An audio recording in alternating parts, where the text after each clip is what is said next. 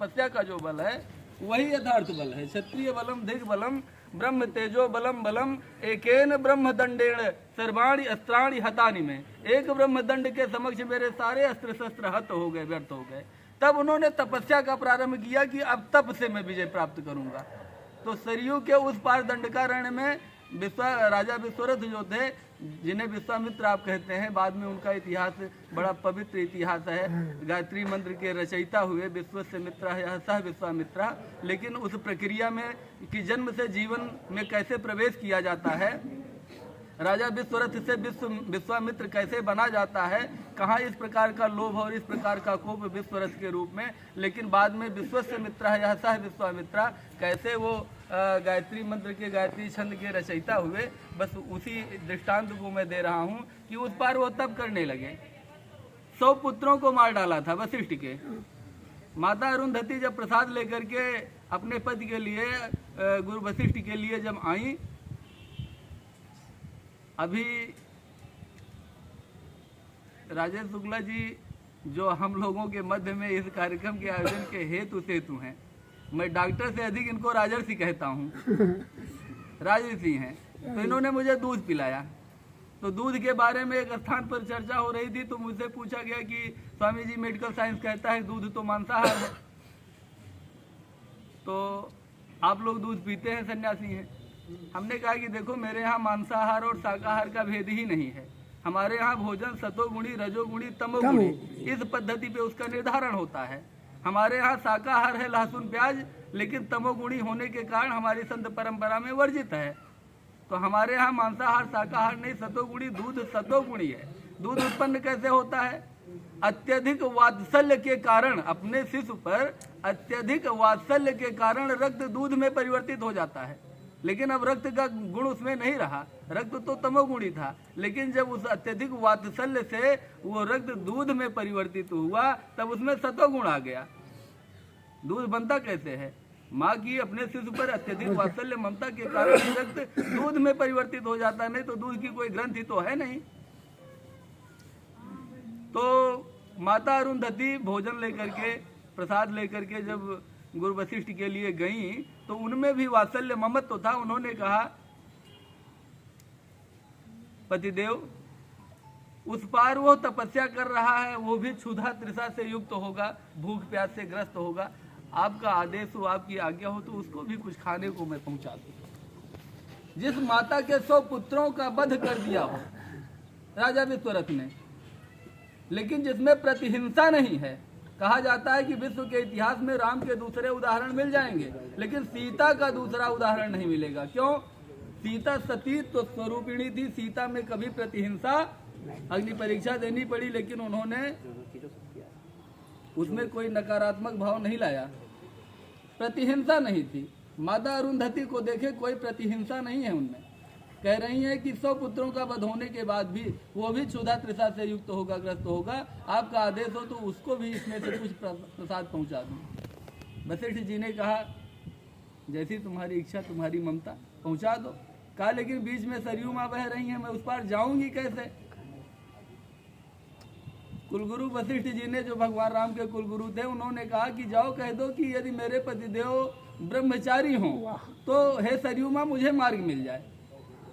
वो चौकी स्तब्ध रह गई कि इसी शरीर से 100 संतानों को जन्म देने वाला व्यक्ति कह रहा है कि जाओ सरयू माँ से कह दो कि यदि मेरे पति ब्रह्मचारी हो तो मुझे मार्ग मिल जाए।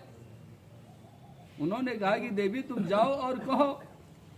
जाकर के उन्होंने कहा हे सरयू माँ यदि मेरे पतिदेव ब्रह्मचारी हो तो मुझे मार्ग मिल जाए। जल की धारा ठहर गई, माता अरुंधति पार हो गई। और उस पार जाने पर जब राजा विश्वरथ को, जो बाद में विश्वामित्र कहलाए, जब उनको प्रसाद दिया तो उनके नेत्रों में अश्रु छलक आए कि जिस माँ के 100 पुत्रों का मैंने वध किया उस माँ में इतना ममत्व मेरे प्रति, कोई प्रतिहिंसा ही नहीं। उन्होंने प्रसाद तो पाया, और जब प्रसाद पा लिया तो माता अरुंधति ने कहा बेटा मैं वापस कैसे जाऊं? उन्होंने कहा कि आप आई कैसे थी? कहा कि मेरे पतिदेव ने कहा कि जाओ कहो कि यदि मेरे पतिदेव ब्रह्मचारी हो तो मुझे मार्ग मिल जाए। जल की धारा, सरयू की धारा ठहर गई, मैं चली आई। कहा माँ जाओ इस बार कह दो कि यदि विश्वामित्र निराहारी हो, जन्म से जीवन में प्रवेश, जीवन जीने की जो कला है कि हमारी चेतना का धरातल जो होना चाहिए, जिस विचारक कोटि का, दार्शनिक कोटि का हमें दर्शन होना चाहिए। कहा कि इस बार जाकर के कह दो यदि विश्वामित्र निराहारी हो। सोचा कि तुरंत तो अभी थाली भर करके इसको मैं खिला रही हूँ और ये कह रहा है निराहारी। आज माँ आप जाकर कहो। तो जाकर के जब कहा तो नदी की धारा दो भागों में बट गई, मार्ग मिल गया और वो चली गई। तात्पर्य यह दृष्टांत दिया जाता है सिद्धांत को सिद्ध करने के लिए कि 100 संतानों को जन्म देकर के भी वशिष्ठ ब्रह्मचारी हैं और तत्काल भोजन पा करके भी विश्वामित्र निराहारी हैं। जीवन जीना एक कला है, तो इस कला को आप लोगों को सीखना है। फिर मेरा विश्वास है कि आप लोग वरिष्ठ तो होंगे लेकिन वृद्ध नहीं होंगे। वरिष्ठ तो दो प्रकार से होते हैं ना, हमारे यहाँ एक ज्ञान वृद्ध होता है, एक वयो वृद्ध होता है। सम्मान दो कारण से होता है, एक ज्ञान में कोई बड़ा होता है तब आप उसका सम्मान करते हो, एक वय में आयु में कोई बड़ा होता है तब आप सम्मान करते हो। तो वयोवृद्ध होने के बाद भी ज्ञान वृद्ध बनने की आवश्यकता है, तभी यथार्थ रूप से आप वरिष्ठ कहलाएंगे। वयोवृद्ध होने से, आयु वृद्ध होने से ही आप वरिष्ठ नहीं कहलाएंगे। ज्ञान वृद्ध होंगे और ज्ञान वृद्ध अर्थात जीवन जीने की कला भी आप अपने में समेट पाएंगे, तब आप यथार्थ रूप में वरिष्ठ कहलाएंगे। और मैंने कहा 25 वर्ष के नौजवानों तरीकी बीती होगी, हाँ, तो वृद्धावस्था का लेस मात्र भी, अंश मात्र भी आप लोगों पर नहीं होगा। और उससे भी बढ़कर मैंने बताया कि बुढ़ापा उतना खतरनाक नहीं है जितनी कि यह सोच कि मैं बूढ़ा हो रहा हूँ। हाँ, इसलिए वैसी कोई सोच नहीं रखना है कि मैं बूढ़ा हो रहा हूँ। और जीवन प्रबंधन का एक सूत्र है, life is not changed by situations but by decisions. जिंदगी हालात से नहीं, फैसलों से बदली जाती है। तो आप लोग फैसले लीजिए, निर्णय लीजिए। हाँ, आप लोगों को बहुत बहुत धन्यवाद, बहुत बहुत आभार।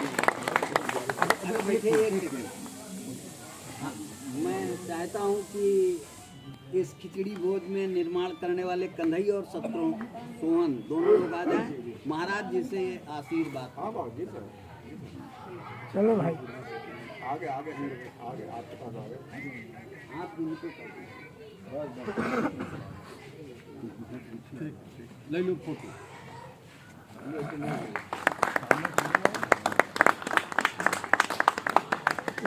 बहुत सुंदर। कन्हई इधर आ जाओ तो इनको पंडित जी आप इन्हें बनाने वाले उल्टा हो गया। आप आ जाओ, डॉक्टर साहब जो है महाराज जी को हाथ से करा दो। आशीर्वाद आशीर्वाद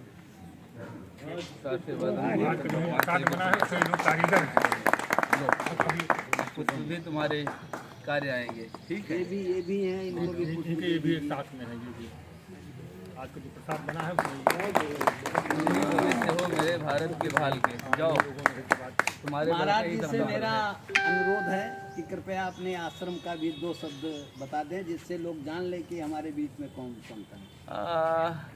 यद्यप वो सब बातें झूठी हैं जो ये कह रहे हैं, वो लौकिक भौतिक परिचय जो होता है वो यथार्थ परिचय होता नहीं है, क्योंकि यह मेरा शरीर ही मेरी कुटिया है। और जिस दिन ये शरीर नहीं रहेगा उस दिन इस संसार में मेरे रहने के लिए कोई कुटिया नहीं। तो मेरा जो आश्रम है, मैं जिसमें रहता हूँ, वो मेरा ये शरीर ही मेरा निवास स्थान है। लेकिन एक लौकिक सीमित दृष्टि से एक अवधूत आश्रम है। यहाँ से लगभग 30 किलोमीटर की दूरी पर कुटिया चौराहा पड़ता है, जगतपुर डलमऊ संपर्क मार्ग पर। चाहे मुराई के बाग से जगतपुर जाएं, चाहे जगतपुर से डलमऊ की ओर जाएं, तो उस पर एक कुटिया चौराहा पड़ता है। वहाँ अवधूत आश्रम है, जो वर्तमान में यहाँ का आप लोगों के मध्य का पता है।